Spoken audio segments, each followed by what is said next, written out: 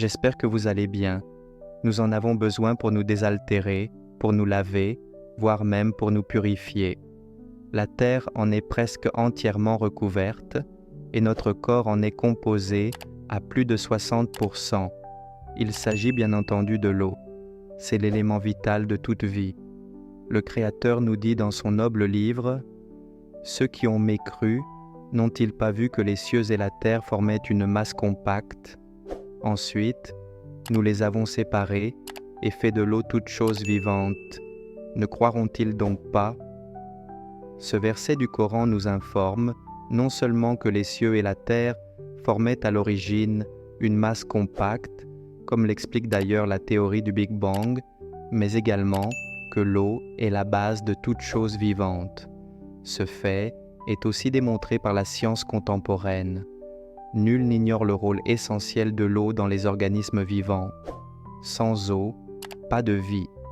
Ce qui est stupéfiant avec l'eau, c'est qu'elle apparaît comme l'un des premiers éléments de toute la création, comme l'indique ce hadith prophétique. Rien n'existait par lui.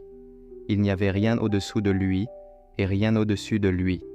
Puis, il créa le trône au-dessus de l'eau. Malgré quelques divergences, certains savants ont avancé que l'eau serait la toute première création d'Allah. Il aurait ensuite créé le trône, puis le kalam, le roseau d'écriture. Cela induit donc que l'eau a été créée avant même les cieux et la terre.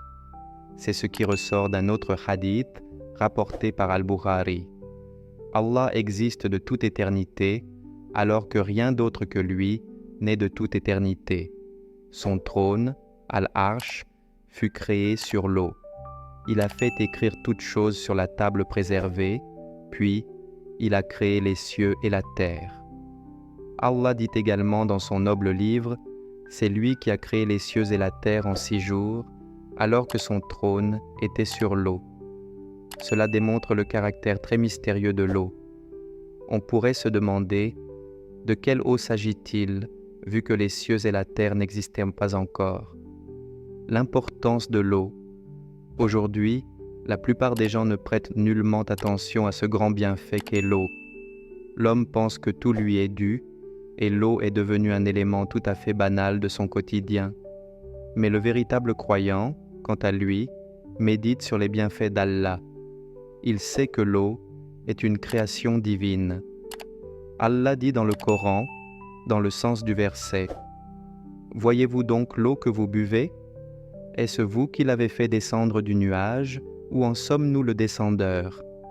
Allah nous rappelle à maintes reprises dans son noble livre les bienfaits liés à l'eau, comme le fait qu'elle assure la pousse de la végétation, ou encore que les océans contiennent de quoi assurer une part de notre subsistance, à l'instar des poissons qui s'y trouvent.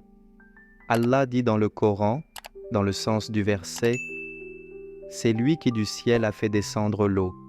Puis, par elle, nous fîmes germer toute plante.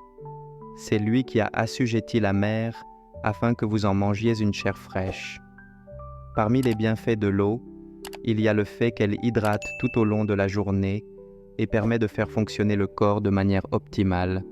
Boire de l'eau permet aussi de chasser les toxines et d'accélérer le renouvellement des cellules, ce qui booste la circulation sanguine et favorise les bons échanges dans l'organisme.